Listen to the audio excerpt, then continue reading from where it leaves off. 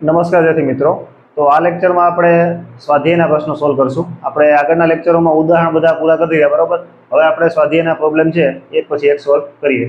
તો એમાં સૌપ્રથમ આપણે જોશું દાખલા નંબર 2.1, બરાબર।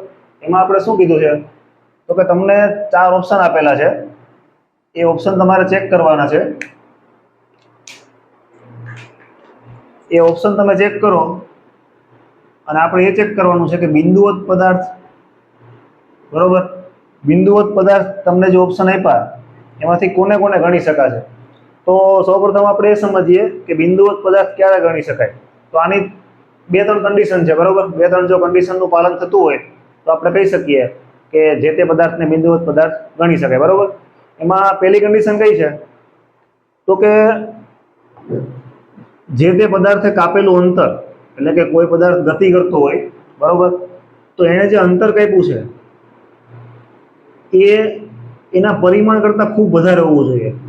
એના પરિમાણ કરતાં ખૂબ વધારે એટલે કે જે પદાર્થ છે, બરોબર, એની જે સાઇઝ છે, બરોબર, એનું પરિમાણ એના કરતાં એને કાપેલું અંતર ખૂબ વધારે હોવું જોઈએ। ધારો કે આપણે કોઈ બાઇકનું ઉદાહરણ લઈએ અથવા તો કોઈ કારનું, બરોબર। માનો કે કોઈ કાર છે એ અમદાવાદથી વડોદરા જાય છે, તો અમદાવાદથી વડોદરાનું અંતર કેટલું છે તો કે 100 કિલોમીટર, બરોબર। હવે કાર છે, કારની લંબાઈ આપણે સેન્ટીમીટરમાં પણ માપી શકશું અથવા મીટરમાં પણ માપી શકશું, બરોબર। તો મીટરની સામે અથવા તો સેન્ટીમીટર, માનો કે એની લંબાઈ સેન્ટીમીટરમાં માપીએ આપણે કારની લંબાઈ, એની સામે અંતર તો કેમાં માપ્યું આપણે કિલોમીટરમાં, બરોબર। એટલે કે વડોદરા અને અમદાવાદ વચ્ચેનું અંતર છે એ તો કિલોમીટરમાં છે। તો શું થયું એનો મતલબ કે સેન્ટીમીટરની સાપેક્ષે કિલોમીટર તો બહુ મોટો એકમ થઈ ગયો, બરોબર। તો આપણે કહી શકીએ કે એ કાર છે એને આપણે બિંદુવત પદાર્થ તરીકે લઈ શકશું। તો ટૂંકમાં તમારે શું સમજવાનું છે કે જ્યારે કોઈ પદાર્થનું અંતર છે, પદાર્થે કાપેલું અંતર, એની સાઇઝ અથવા તો પરિમાણ કરતાં ખૂબ વધારે હોવું જોઈએ, બરોબર। ત્યારબાદ બીજો પોઈન્ટ કેવો છે, જો એક આ સંજોગો આવું થતું હોય કોઈ પણ પદાર્થની ગતિમાં, તો તમે એને બિંદુવત પદાર્થ તરીકે લઈ શકો। અથવા તો બીજો પોઈન્ટ એવો છે કે જે પદાર્થ ગતિ કરતો હોય, બરોબર, એ આપણાથી ખૂબ દૂર હોવો જોઈએ, ખૂબ દૂર હોવો જોઈએ, બરોબર।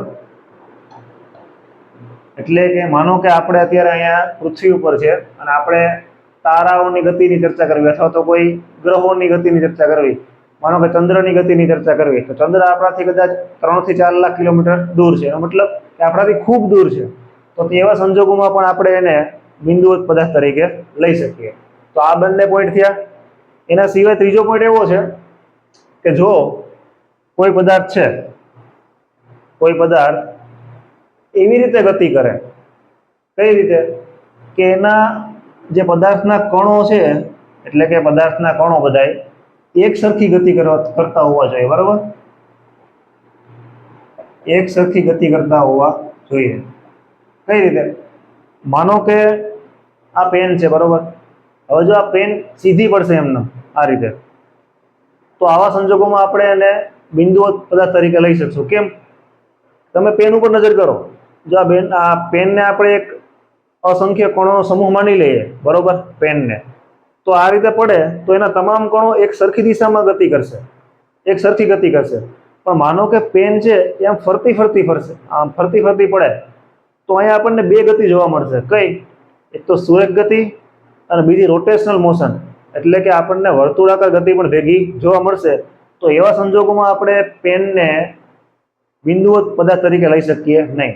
તો ત્રીજો પોઈન્ટ શું છે કે તમામે તમામ કણો એક સરખી ગતિ કરતા હોવા જોઈએ। રેડી?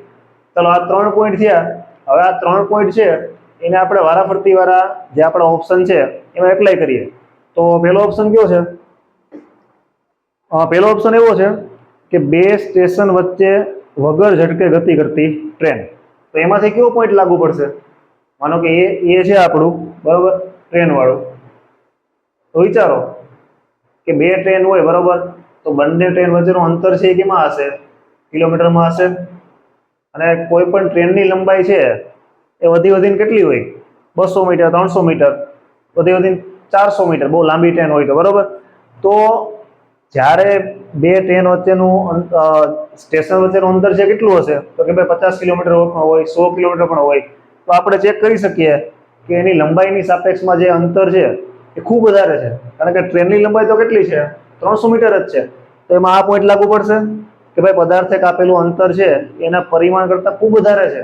એનો મતલબ શું થયો કે આ જે પહેલા સંજોગો છે, બે સ્ટેશન વચ્ચે વગર ઝડપે ગતિ કરતી ટ્રેન, એમાં આપણે ટ્રેનને બિંદુવત પદાર્થ તરીકે લઈ શકશું, બરોબર. એટલે એમાં હા આવશે, આમાં પહેલામાં રાઈટ આવશે, એમાં હા, બરોબર.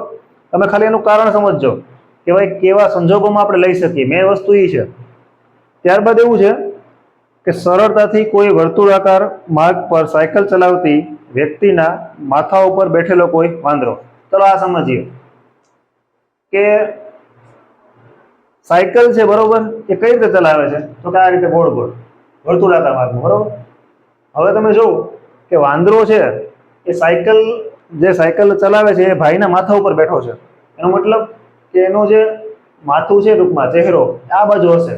હવે આપણે આ રીતે ગતિ કરે છે આમ, એટલે કે વાંદરો છે, બરોબર, એ માત્ર ગોળ ગતિ કરે છે અને એના તમામે તમામ કણો છે એક દિશામાં જ ગતિ કરે. આપણે વાંદરાને અસંખ્ય કણોનો સમૂહ માની લઈએ, બરોબર, તો વાંદરો છે એ પોતે ગોળ ગોળ નથી ફરતો, પોતે તો સ્થિર જ બેઠો છે, બરોબર, અને ગોળ ગોળ ગતિ આ રીતે કરે છે. તો આ સંજોગોમાં પણ અહીંયા કયો નિયમ લાગુ પડશે, તો કે આ નિયમ લાગુ પડશે, કણો એક સરખી ગતિ કરતા હોવા જોઈએ. તમે વાંદરાને એક અસંખ્ય કણોનો સમૂહ માની લ્યો, બરોબર, આપણે ગતિની ચર્ચા કરીએ ત્યારે, તો વાંદરો છે, બરોબર, એ આ રીતે ગતિ કરે છે આમ, એટલે કે એના તમામ એના શરીરના બધા જે કણો છે એક સરખી જ ગતિ કરે છે. એવું નથી કે વાંદરો પોતે પણ ગોળ ગોળ ફરે છે અને આગળ પણ વધે, એવું થતું નથી. એટલે એ સંજોગોમાં પણ આપણે વાંદરાને બિંદુવત પદાર્થ તરીકે લઈ શકશું, બરોબર. ચાલો આગળ જોઈએ.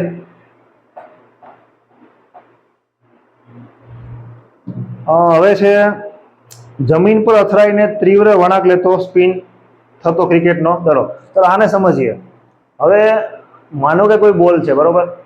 હવે એ બોલને આપણે જો આ રીતે નાખશું સીધો, એટલે કે સીધી ગતિ કરશે ડાયરેક્ટ, તો આપણે એને બિંદુવત પદાર્થ તરીકે લઈ શકશું.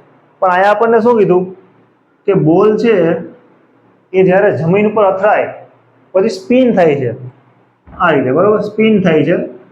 તો બોલ જ્યારે સ્પિન થશે તો એ કેવી ગતિ કરશે, આમ ગતિ કરશે, બરોબર.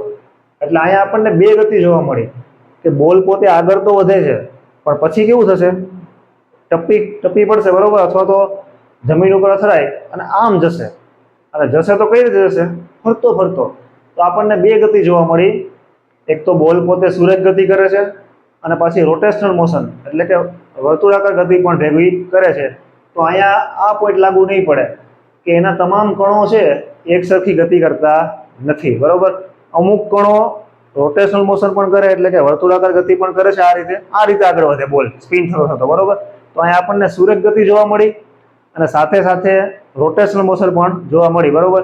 એટલે આવા સંજોગોમાં આપણે સ્પિન થતા બોલને બિંદુવત પદાર્થ માની શકીએ નહીં. પણ જો તમને એમ કીધું હોય કે ડાયરેક્ટ બોલ જાય છે, બરોબર, સીધો, તો આપણે એને બિંદુવત પદાર્થ માની શકીએ. ત્યારબાદ છેલ્લું છે ટેબલની કિનારી પરથી ખસીને પડતું બીકર. તો એમાં પણ એ પ્રમાણે જ છે. માનો કે કોઈ આ મારો હાથ છે, ટેબલ છે, અને આ બીકર છે, તો બીકર કઈ રીતે પડશે, આમ જ પડશે ને, બરોબર, આ રીતે પડશે.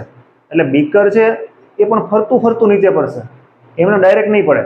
તો ત્યાં પણ આપણને કેવી ગતિ જોવા મળશે, સુરેખ ગતિ જોવા મળશે અને બીકર આમ પડશે, આ રીતે આમ, બરોબર. એટલે આપણને રોટેશનલ મોશન પણ જોવા મળશે. તો એવા સંજોગોમાં આ જે નિયમ છે એ જળવાતો નથી કે ભાઈ તમામ કણો છે એક સરખી ગતિ કરતા નથી. એટલે આપણે ઉપરના બે સંજોગો છે એમાં આપણે કણ તરીકે લઈ શકશું અને નીચેનું બંને છે, એક વાંદરાવાળું અને એક આ બીકરવાળું, એમાં આપણે બિંદુવત પદાર્થ તરીકે લઈ શકીએ નહીં. તમારે ખાસ તો આ જ યાદ રાખવાનું છે, સમજવાનું આ છે. પેલા ફરી વાર રિફર કરી લઈએ કે પદાર્થને જે કાપેલું અંતર છે, પદાર્થે કાપેલું અંતર એના પરિમાણ કરતા મોટું હોવું જોઈએ, બરોબર. એટલે કે એની સાઈઝ કરતા ખૂબ મોટું હોવું જોઈએ, અથવા તો આપણે જે પદાર્થની ચર્ચા કરીએ એ આપણાથી ખૂબ દૂર હોવો જોઈએ. અને ત્યારબાદ એના તમામ કણો પદાર્થ જે ગતિ કરતો હોય એના તમામ કણો એક સરખી ગતિ કરતા હોવા જોઈએ. તો આવા સંજોગોમાં આપણે બિંદુવત પદાર્થ તરીકે લઈ શકીએ. ચાલો, તો આના પછીના લેક્ચરમાં આપણે 2 પોઈન્ટ જે બીજો દાખલો છે એ જોશું.